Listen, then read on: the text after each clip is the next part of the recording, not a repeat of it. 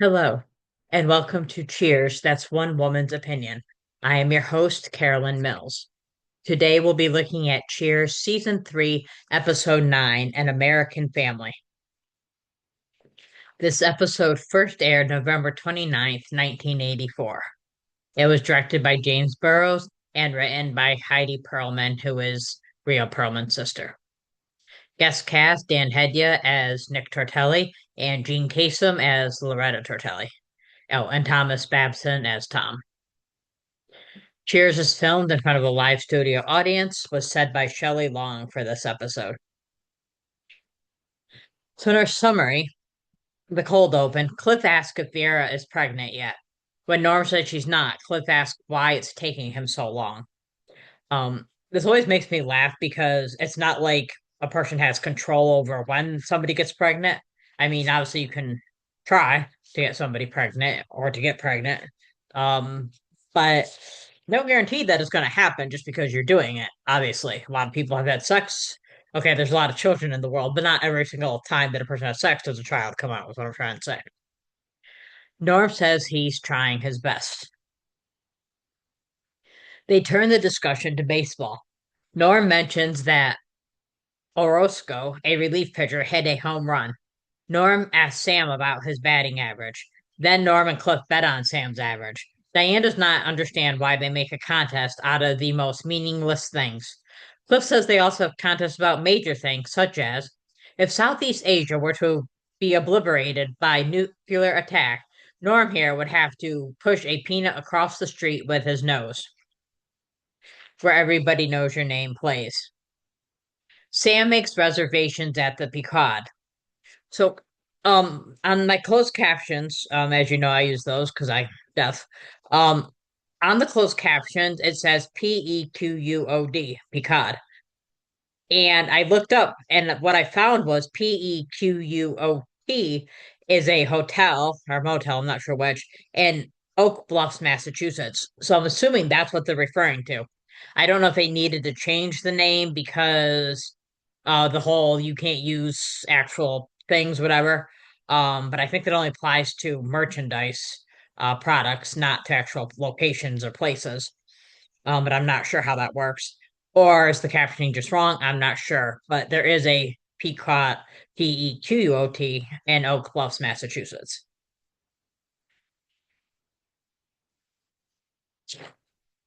Nick and Loretta come in. Loretta says she wants a Coke, but Nick insists she orders a real drink. Nick asks Sam if he dumped Carla yet, but Sam explains that Carla dumped him. Nick can't believe it. Sam adds, I did dump that blonde waitress over there. Carla comes from the back and is not happy to see her ex. Nick tells her that he wants a kid. Carla says, shouldn't you be baking your biscuits in Blondie's oven now? But Nick explains Loretta is unable to have children, so he thought he would just take one of the ones he made with Carla.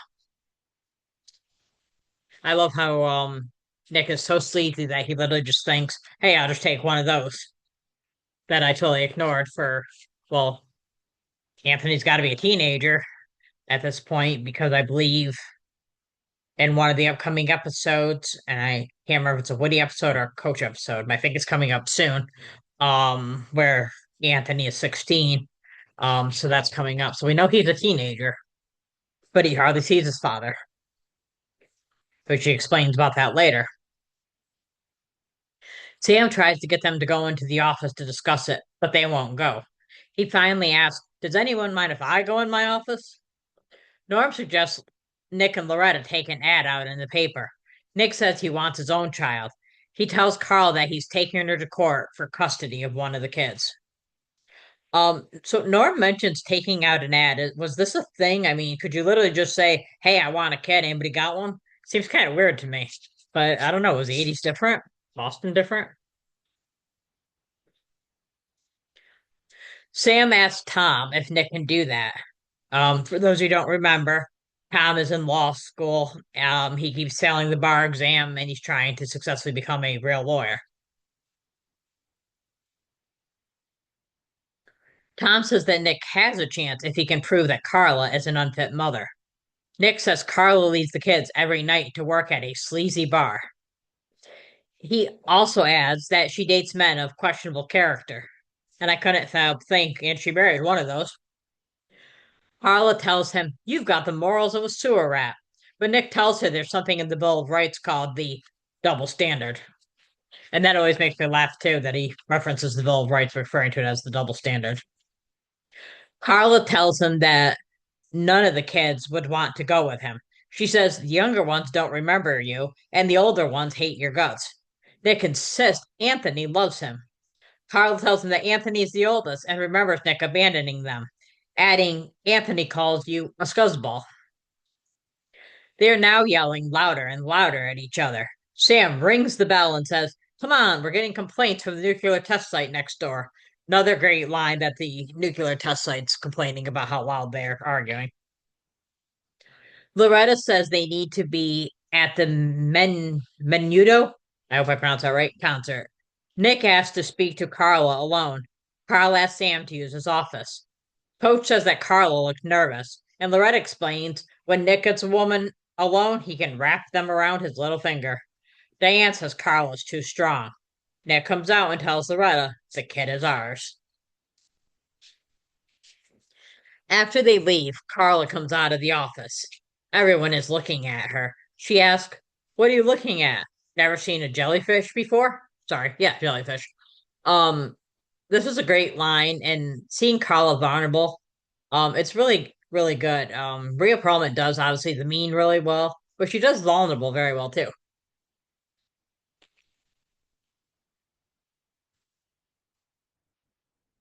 Time passes during the commercial break. He informs, oh, there you go. Forgot to put I wrote the pronoun for that. I wrote the real word. English lesson. You cannot have a pronoun before you have an actual noun because that is your antecedent, and that lets you know what the pronoun's talking about. I forgot to do that. Time passes during the commercial break. Cliff informs Norm that Sam's highest batting average was 149. Cliff is obnoxious about winning the bet, but Norm broke even because he bet Coach that Cliff would be obnoxious. The three of them are laughing hard. Sam comes in and asks, "What's so funny?" They explain what happened, and Coach adds, "Cliff spent $30 to win a $20 bet."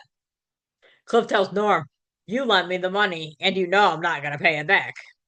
Diane asks if they're ever happy when the other one has good fortune. Norm asks, "What planet are you on?" And they continue laughing.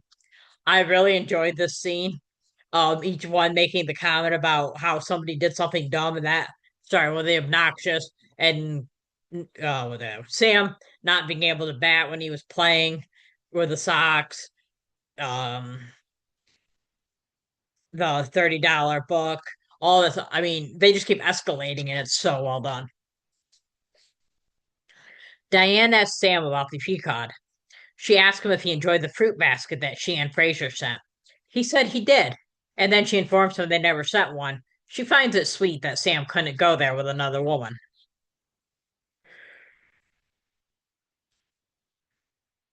Carla comes in talking about her four children. She acts happy to have one less child to take care of. She claims she can't even remember the other one's name. Coach tells her it's Anthony. Carla cries. Diane asks why she gave up her son, and Carla explains that Nick always is always winning her over. She says Nick is coming to have the paperwork signed. Sam tells her just don't sign it. Carla says she has no choice. As soon as she is alone with Nick, she melts. Diane says then they won't let her alone. Nick and Loretta come in. Nick has the paperwork. Carla announces she's not signing the paper. Loretta announces, "I just realized Carla and I are both women." The other great line. Of course, you know how ditzy Loretta is. Gene Kaysen plays it really well. So I have to give her kudos for that. She's very good at playing Loretta. I know these days she's not a very popular person because of the whole Casey Kasem thing, and I get that because I loved Casey Kasem. But I have to give her kudos. She plays Loretta quite well.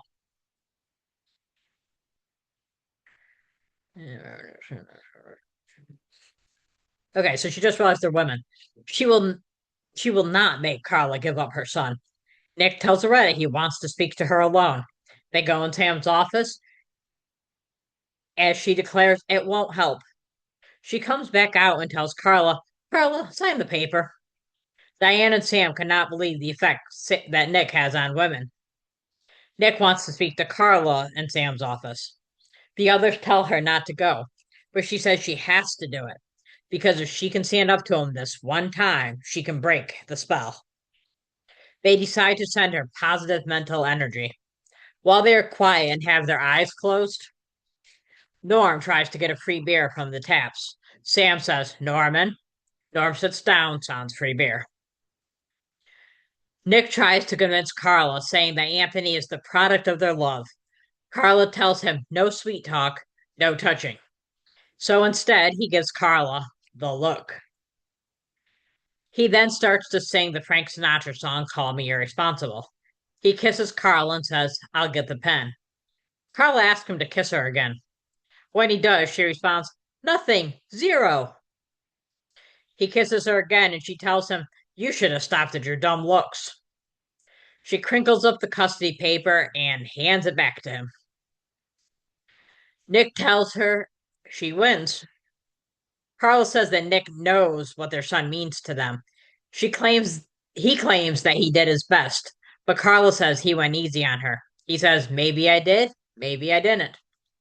They leave the office. Carla announces, I got my kid back. Loretta congratulates Carla.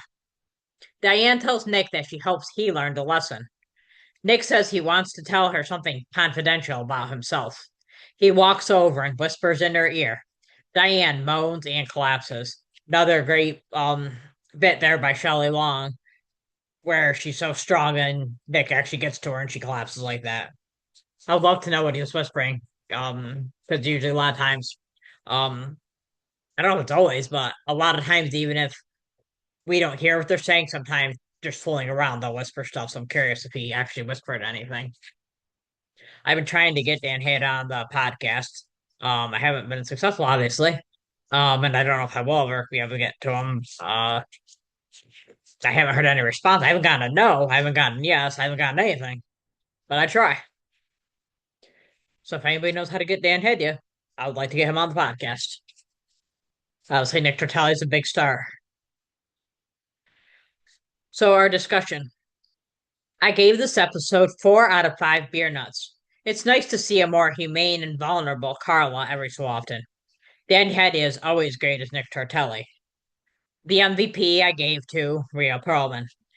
She, like I said, she does a great job showing her vulnerable side. Feel like compared to Shelley Long, later Kirstie Alley, and even BB North, I feel like Rhea Perlman's kind of what's that word? Underrated. Yeah, I feel like sometimes she's underrated as how good as an actress she is because people they just sees her as playing this mean character and they don't like her, or they think she's just funny because she's mean and they like her, but her actually acting skills nobody notices a lot, and I think she's a pretty good actress. Best dressed I gave to Loretta Tortelli, and here's the dress. I love this dress. I looked on Amazon to see if I could find one similar, and they only had a jumpsuit. I want the dress. Very awesome dress. Grand Slam line between Loretta and Nick Tortelli. It's when they're talking about what they want to drink, and he tells her not to just order a Coke to get a real drink. I'd like something in a coconut. You are something in a coconut. On baseline between Diane and everyone when Carla says that if she's alone with Nick, she's going to sign the papers. There's one simple. It starts with Diane. There's one simple solution. We shan't let you alone with them, right, everyone? We shan't. Here's a little known fact. Norm mentioned Jesse Orosco had a home run on the night before. Orosco was a relief pitcher for multiple teams. At the time of this episode, he played for the New York Mets. However, he never hit a home run during his career. He played ball from 1979 until 2003 in the majors. If you like this episode, as always, like, follow, subscribe, etc. You can join the Facebook group. Cheers, that's one woman's opinion. Oh, I gotta turn off the background so you guys can see that. Like they can't make this easier to turn off the background when I'm talking. All right, background. We hit none, and there it goes. Okay, so yeah, you can join the Cheers, That's One Woman's Opinion podcast, and you can always follow us on Instagram at Cheers, One Woman's Opinion podcast. And I got the light on too.